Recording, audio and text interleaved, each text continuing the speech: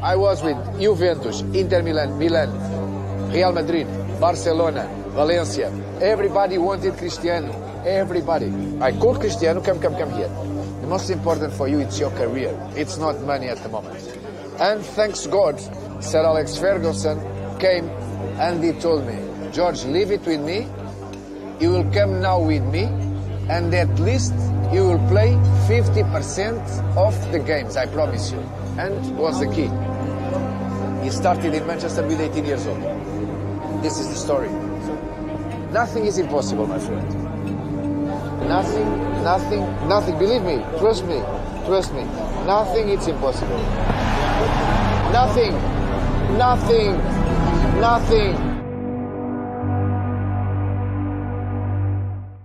Muhammed Ali Clay, Michael Phelps, Usain Bolt, Roger Federer, Michael Jordan. Bu isimleri uğraştıkları spor dallarını takip etmesek bile hepimiz biliyoruz. Şöhretleri sporculuklarını aşmış olan bu adamlar tarihin en önemli atletlerinden ve çoğumuz neden bu kadar iyi oldukları hakkında çok fazla kafa yormuyoruz. Genellikle kullandığımız argümanlar şunlar: abi o adam doğuştan şanslı, onun gibisi 100 yılda bir gelir, bende de o yetenek olsa ben de onun kadar başarılı olurum. Peki gerçek bu mu? Yani bu adamlar gerçekten diğerlerinden yaratılış olarak farklı özel insanlar mı?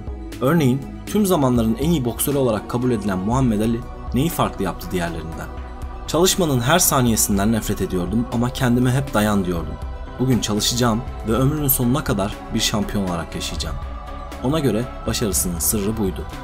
Birleşik Amerikalı yüzücü Michael Phelps 23 kez altın madalya kazanarak olimpiyat tarihinin en başarılı sporcusu olmasını şöyle açıklıyor: bence hiçbir şey imkansız değildir. Yeter ki içinde aklınız, çalışma ve zaman olsun. Kariyerinde tam 20 Grand Slam şampiyonluğu kazanan İsveç raket Roger Federer en iyi olma konusundaki adanmışlığını şöyle dışa vurmuş: dünya sıralamasında 2 veya 3 numara olmanın hiçbir anlamı yoktur. Ya 1 numarasındır ya da hiçbir şey. Ve basketbol tarihinin en iyisi kabul edilen majesteleri Michael Jordan ise zirveye çıktıktan sonra bir daha asla oradan indirilemeyişini şöyle anlatmış: herkes bir gün Michael Jordan olmak istiyor. Bense her gün Michael Jordan olmak zorundayım. Sporcu olmak nasıl bir şey abi? Neyin kafası bu? Her Allah'ın günü sabahın ilk ışıklarıyla uyanmak. Okulun olmadığı günler bile, hafta sonları bile. Yediğin içtiğin her şeye dikkat etmek ve bazen canının çok istediği bir şey yerken vicdan azabı duymak. Hatta o vicdan azabının ağır basmasıyla yiyememek. Televizyonda görmeyi çok istediğin bir filme denk gelip saate baktığında artık uyku vaktinin geldiğini görmek ve lanet ederek gidip yatmak. Girdiğin en eğlenceli ortamda bile alkol, sigara gibi şeyler seni ne kadar cezbederse cezbetsin uzak durmak, bir gün bile adam akıllı dağıtma hakkına sahip olamamak. Kız arkadaşınla buluştuğun, harika vakit geçirdiğin anlarda bile akşamki idmanda çekeceğin acıyı düşünerek o andan bile keyif alamamak. Bunlar bizim son model arabaya biniyor, dünya güzelleriyle çıkıyor ya da milyonları götürüyor diye baktığımız hayatlardaki buzdağının görünmeyen kısmı. Kısacası sporcu olmak, hayat boyu kendi bedenine ve zihnine karşı verdiğin bir mücadele. Bunlar tamam, bunlar sporcuları sporcu olmayanlardan ayıran faktörler. Bir de kendi aralarında, kendi gibi olanlarla yaptıkları mücadele var. En iyilerden biri olmak için daha çok kan, daha çok ter ve daha çok gözyaşı dökmek. Daha çok idman, daha dikkatli beslenme, daha az eğlence. Rakiplerini belirlemek, onlardan daha iyi olmak için çalışmak ve en sonunda başardığında, tam da zirvede yalnız kaldığında kendinle yarışmaya başlamak. Evet, işte bu adamların diğerlerinden farklı olarak sahip olduğu şey bu. Kazanmakla kafayı bozmak. Tıpkı Cristiano'nun yapmış olduğu gibi. Onun mücadelesi diğerlerinden biraz farklı aslında. Her zaman motive olmak için bir sebebi var. Formda kalmak, istim üstünde olmak zorunda. Aslında onun fanları onun en iyi olduğunu peşinen kabul etse bile, hatta bunu ispat için her türlü istatistik ya da argümandan faydalansa bile onun en iyi olduğuna kendi kendine ikna olamayışı, hep daha fazlasını, hep daha iyisini araması. Daha yükseğe sıçramak, topa herkesten daha sert vurmak ya da herkesten daha çabuk hareket etmek. Efsane menajer Sir Alex Ferguson Ronaldo için şöyle diyor: benim için Ronaldo'yu bugün olduğu yerlere ben getirdim demek çok kolay.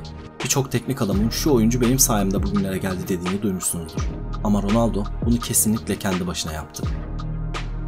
Hepimizin hayalleri vardır. Bazen bilinçaltımıza işler ve rüyalarımızda o hayalleri gerçekleştirdiğimizi görürüz. Ve uyanıp gerçek hayata döndüğümüzde o güzel rüyanın verdiği mutluluk bile bize fazlasıyla yeter bazen. Bir de gerçekten başardığınızı hayal edin ve şimdi de başarmanıza rağmen tatmin olmadığınızı ve daha iyisini, daha güzelini yeni bir hedef olarak belirlediğinizi hayal edin. Kaybetmenin ağızda bıraktığı acı tadı hissetmek, bir daha asla bunun olmasına izin vermemek için var gücünüzle çalışmak. 2012 yılında Lionel Messi 4. kez üst üste Ballon d'Or ödülünü kazandığında buna en ön sıradan tanıklık eden Ronaldo'ydu. Ve kendi kendine bir söz vermişti. Bir daha bunun olmasına izin vermeyeceğim. Bir daha buraya ikinci olmak için gelmeyeceğim. Böylesine göz alıcı bir kariyer gözümüzün önünde akıp giderken bazen onun bu kadar çok kazanmasını izlemekten biz bile sıkılırken Ronaldo ve onun gibiler için her zaman tek ihtimal vardır. Bir yarışa başlarken kaybettiğinizde kullanacağınız bahaneler aklınızdan geçiyorsa o yarışı kaybetmişsiniz demektir. Bazıları böyledir. Eğlenmek, hayattan keyif almak, yarın sabahki idmanı ya da hafta sonu çıkacağı maçı düşünmek yerine o an canının istediği şeyi yapmak asla bir seçenek değildir. Bütün hayallerini gerçekleştirdiği gün çıkacağı uzun bir tatil, sakin bir emeklilik dönemi, belki de bütün zamanını çocuklarını büyütmeye harcamak onlar için en büyük ödüldür. Şimdi tekrar düşünelim. Doğuştan şanslı bir adam mı, yoksa sahip olduklarını kazanmak için büyük bedeller ödeyen biri mi? Sahip olduğu şey sadece yetenek mi, yoksa yalnızca vahşi doğa belgesellerinde gördüğümüz cinsten hedefe kilitlenmiş bir katil içgüdüsü mü?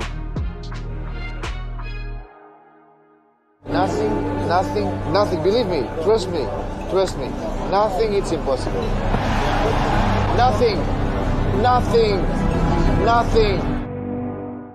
7 yaşındayken yaşadığım çok güçlü bir anım var. O kadar net ki benim için, şu anda bile zihnimde canlandırabiliyorum. Beni mutlu eden bir an. Gerçek futbol oynamaya yeni başlamıştım. Ondan önce Madalya'nın sokaklarında arkadaşlarımla oynuyordum. Sokaklar derken boş caddelerden bahsetmiyorum. Gerçekten sokaklar. Gerçek kalelerimiz yoktu. Arabalar geçtiğinde durmak zorunda kalırdık. Bunu her gün yapmaktan, her gün oynamaktan tamamen mutluydum. Ancak babam Andorrinya'da malzemeciydi ve beni oraya gidip genç takımda oynamam yönünde cesaretlendirdi. Bunun onu gerçekten gururlandıracağını biliyordum. Bu yüzden de gittim. İlk gün anlamadığım birçok kural vardı. Ancak sevdim. Oradaki yapıya ve kazanma duygusuna bağımlı oldum.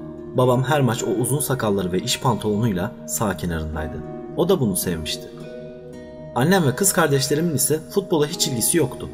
Bu yüzden her akşam yemeğinde babam onları beni izlemeye gelmeye ikna etmeye çalışıyordu. O benim ilk menajerim gibiydi. Maçtan eve gelip onun "Cristiano gol attı" dediğini hatırlıyorum. Onlar da "harika" derdi. Ama çok da heyecanlanmazlardı. Sonra bir gün babam geldi ve "Cristiano 2 gol attı" dedi. Yine heyecanlanmadılar. Sadece "vay canına, bu gerçekten güzel Chris" diyorlardı. Ne yapmam gerekiyordu ki? Sürekli gol atmaya devam ettim. Bir gece babam eve geldi ve "Cristiano 3 gol attı. O inanılmaz, gerçekten onu izlemeye gelmelisiniz" dedi. Ancak her maç öncesi sağ kenarına bakıyordum ve babamı yine yalnız görüyordum. Sonra bir gün, bunu hiçbir zaman unutmam, ısınıyordum ve kenara baktığımda annemi ve kız kardeşimi tribünde otururken gördüm. Nasıl anlatabilirim ki bunu? Samimi görünüyorlardı, bir araya toplanmışlardı. Alkış yoktu, bağırmıyorlardı, bir geçit törenindeymişim gibi sadece bana el sallıyorlardı. Daha önce hiçbir futbol maçında olmadıkları kesinlikle belli oluyordu. Ama oradalardı işte, benim umursadığım tek şey de buydu. O an çok iyi hissettim. Bunun anlamı benim için çok büyüktü. İçimde bir şeyleri harekete geçirdi bu. Gerçekten gururlandım. O zamanlar fazla paramız yoktu. Madalya'da hayat çok zordu.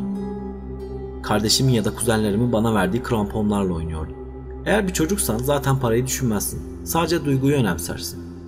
O gün o duygu çok güçlüydü. Gerçekten korunduğumu ve sevildiğimi hissettim. Şimdi o anlara nostalji olarak bakıyorum çünkü hayatımın o bölümü çok kısa geçti. Futbol bana her şeyi verdi. Ancak daha henüz hazır olmadan beni evimden çok uzağa götürdü. 11 yaşındayken Sporting Lisbon Akademisi'ne taşındım. Hayatımın en zorlu dönemiydi. O zamanı düşünmek benim için çılgınlık gibi bir şey. Oğlum Cristiano Junior ben bunu yazarken 7 yaşında. Ve ben 4 yıl içinde onun için bir çanta toplayarak onu Paris'e ya da Londra'ya göndermenin nasıl hissettireceğini düşünüyorum. Bu imkansız ve eminim ki benim ailem için de imkansızdı. Ama benim hayallerimin peşinde koşmam için bir şanstı bu. Bu yüzden benim gitmeme izin verdiler ve ben de gittim. Hemen hemen her gün ağladım. Portekiz'deydim ancak başka bir ülkeye gitmiş gibi hissediyordum. Aksan tamamen farklı bir dil gibi geliyordu. Kültür farklıydı. Kimseyi tanımıyordum ve inanılmaz yalnız hissediyordum. Ailem maddi olarak sadece 4 ayda bir beni ziyaret edebilecek seviyedeydi. Onları çok özlüyordum ve bu her gün bana acı veriyordu. Futbol benim yoluma devam etmemi sağladı. Sahada diğer çocukların yapamadığı şeyleri yapabildiğimi biliyordum. İlk kez bir çocuğun diğerine "Bu çocuğun yaptığı şeyleri gördün mü? Bu çocuk inanılmaz" dediğini gördüm. Bunu zamanla daha sık duymaya başladım. Hocalarımdan da. Ama bir gün biri "Evet, ancak onun sıska olması yazık olmuş" dedi. Doğruydu, zayıftım. Kaslarım yoktu. 11 yaşında bir karar verdim. Yetenekli olduğumu biliyordum. Fakat her gün herkesten daha fazla çalışmaya karar verdim. Bir çocuk gibi oynamayacaktım. Bir çocuk gibi davranmayacaktım artık. Dünyanın en iyisi olabileceğimi bilerek idman yapmaya başladım. Bu duygu bana nereden geldi hiç bilmiyorum. Sanki her zaman içimde vardı. Hiçbir zaman kaybolmayan bir açlık gibi. Kaybettiğin zaman acıkmaya başlıyorsun. Kazandığında yine açsın, ancak sanki küçük bir ekmek kırıntısı yemiş gibi hissediyorsun. Bu duyguyu ancak böyle tarif edebilirim. Geceleri gizlice yurttan kaçarak çalışmaya gitmeye başladım. Daha büyük ve daha hızlı oldum zamanla. Sahaya çıktığımda "Evet ama o çok sıska" diyenler artık bana dünyanın sonu gelmiş gibi bakıyordu. 15 yaşına geldiğimde idmanda takım arkadaşlarıma döndüm ve çok net hatırlıyorum o anı. Onlara dedim ki bir gün dünyanın en iyisi olacağım. Hepsi bana gülmüştü. Daha Sporting'in A takımında bile değildim. Ancak buna inanıyordum. Gerçekten buna inanıyordum. 17 yaşında profesyonel oynamaya başladığımda annem stresten beni zar zor izliyordu. Sporting'in stadına beni izlemeye geliyordu ve büyük maçlarda çok endişelendiği için birkaç kez bayılmıştı. Doktor ona benim maçlarım için sakinleştirici yazmaya başladı. Ona futbolu umursamadığın zamanları hatırla diyordu. Zamanla daha büyük düşünmeye başladım. Milli takım için oynamak istiyordum. Manchester United için oynamak istiyordum. Sürekli Premier Ligi televizyondan izlerdim. Oyunun hızı ve taraftarlar beni büyülüyordu. Atmosfer içime işliyordu. Manchester'a gitmek benim için çok gurur duyduğum bir andı. Ancak ailem için daha da gurur duydukları bir andı. İlk başlarda kupalar kazanmak benim için çok duygusal oldu. Manchester United'da ilk Şampiyonlar Ligi'ni kazandığımı hatırlıyorum. Karşı konulamaz bir duygu patlaması yaşadım. Aynı şey ilk Ballon d'Or'u kazandığımda da oldu. Ancak hayallerim her gün daha da büyüyordu. Her zaman Madrid'i hayal ediyordum ve yeni bir rekabete girmek istedim. Madrid'de de kupalar kazandım, rekorlar kırdım ve bir efsane oldum. Geçtiğimiz 8 yılda Madrid'de inanılmaz şeyler başardım. Ancak dürüst olmak gerekirse kariyerimin daha olgunlaştığı dönemlerde kupa kazanmak farklı duyguları ortaya çıkardı. Özellikle de son 2 yılda. Madrid'de eğer her şeyi kazanamıyorsan insanlar senin başarısız olduğunu düşünür. Bu mükemmeliyet beklentisidir. Ancak bir baba olduğunda bu daha da farklı bir duygu yaşatıyor. Bu anlatabileceğim bir şey değil. Madrid'deki zamanım bu yüzden çok özel geçti. Evet, bir futbolcuydum ama aynı zamanda bir baba oldum. Oğlumla her zaman hatırlayacağım çok net bir anım var. Düşündüğümde beni çok mutlu ediyor. Cardiff'te Şampiyonlar Ligi'ni kazandığımız andı. O gece tarihi yazdık. Son düdükten sonra sahadaydım. Dünyaya bir mesaj yollamış gibi hissediyordum. Sonra oğlum kutlama için benim yanıma geldi ve bir anda bir parmak şıkladı. Bütün her şey değişmiş gibi oldu. Marcelo'nun oğluyla koşuşturuyorlardı. Kupayı birlikte tuttuk, sahada dolaştık. Bir baba olana kadar anlayamayacağım bir duyguydu bu. Dünyada anlatamayacağım birçok farklı duygu var. Ve bunu karşılaştırabileceğim tek şey Madeira'da ısınırken annem ve kız kardeşimin beni tribünde gördüğü an. Bernabéu'ya kutlama için geri döndüğümüzde Cristiano Junior ve Marcelito taraftarların önünde futbol oynuyordu. Onun yaşında sokaklarda oynarken gördüğümden daha farklı bir duyguydu bu. Ancak oğlumun da benimle aynı olduğunu hissettim. Madrid'de 400 maçın ardından kazanmak benim için vazgeçilmez hedefim oldu. Ben bunun için doğmuşum. Ancak kazandıktan sonra her şey değişti. Benim hayatımda yeni bir bölüm başladı. Kramponlarıma yeni bir mesaj yazdım.